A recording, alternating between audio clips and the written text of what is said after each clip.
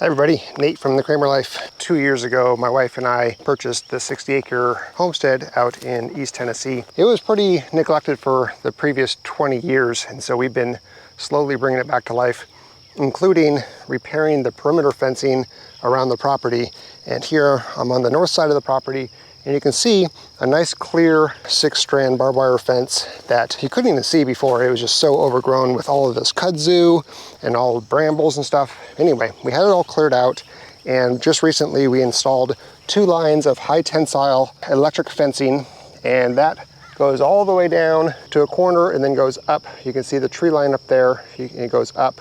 And it's about 3,000 feet when you combine the two, so about 1,500 feet in total. It's pretty common knowledge to properly ground an electric fence. You drive grounding rods about 8 feet long into the ground, typically 2 to 3, about 10 feet apart. But I've always wondered, could I just use barbed wire fencing as the ground, given that it's all metal? There are hundreds of T-posts pounded into the ground about 18 inches to 2 feet, maybe a little bit more. We're going to test today whether or not we can use the barbed wire fencing as ground. While we're here, why don't I show you my setup? We have a 50-watt solar panel that is charging 109 amp hour deep cycle marine 12-volt battery. This battery is powering the SpeedRite 2000, a 20-mile fence charger. It is grounded directly to just one rung of the barbed wire.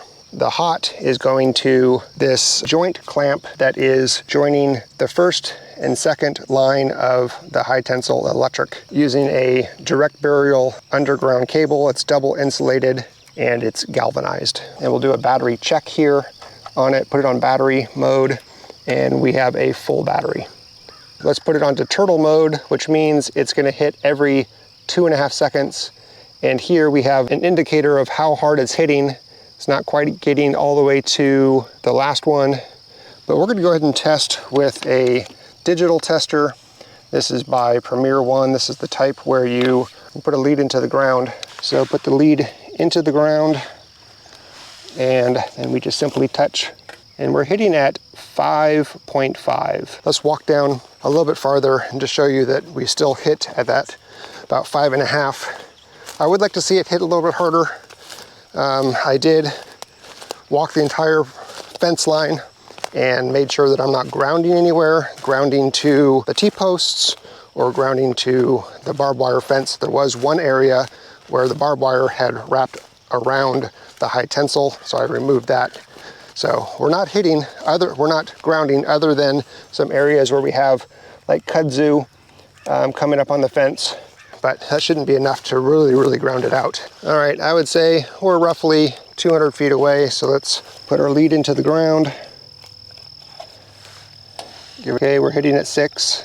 That's a little bit better. So I did a little experiment, and I went back up to the charger, and I only hooked up the top line here, and I tested it, and it was hitting at 11. And then I only hooked up the bottom line here, and I tested it, and it was hitting at 5.4. I hooked up both lines together, and it was hitting at 5.4. So I think the issue is that the bottom line is a little bit too close to the ground, and the vegetation is just killing some of the, it's zapping, it's doing the grounding. And I'm not sure if that SpeedRite fence charger has a lot of stored joules. There's output joules in terms of how much electricity is put out, and then there's stored joules with the capacity to override some of the grounding or the vegetation issues that fences commonly have. And I don't know how many stored joules that SpeedRite 2000 has. So I don't think it's a grounding issue per se with the grounding system.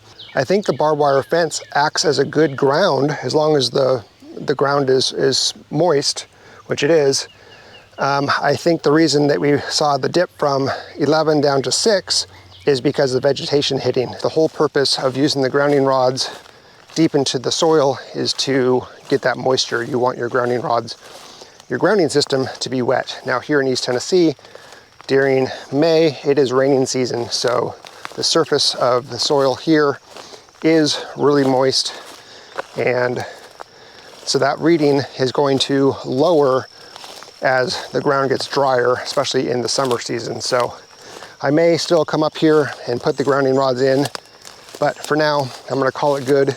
This will keep my dogs in, keep other dogs out. It's actually been 2 weeks. We've had several days of really heavy rain and followed by almost a week of just no rain. So let's go ahead and give this thing a test and see how well it's working here 2 weeks after installation.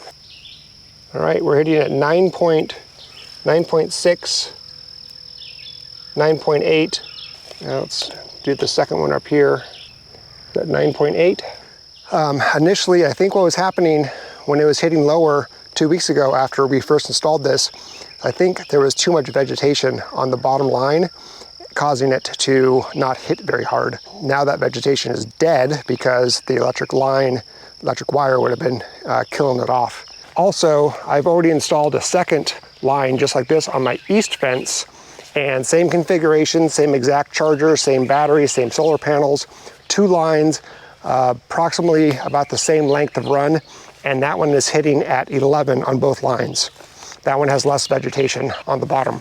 Okay, so as a conclusion to this, I would say you can definitely use your barbed wire fence as your ground for your electric runs on your fence line. Seems to be working quite well for me, and I don't see why it wouldn't work well for you.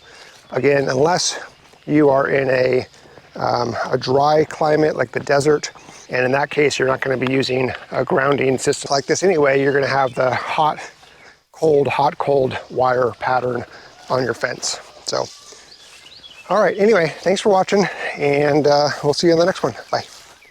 Hi, ladies. Hi, ladies.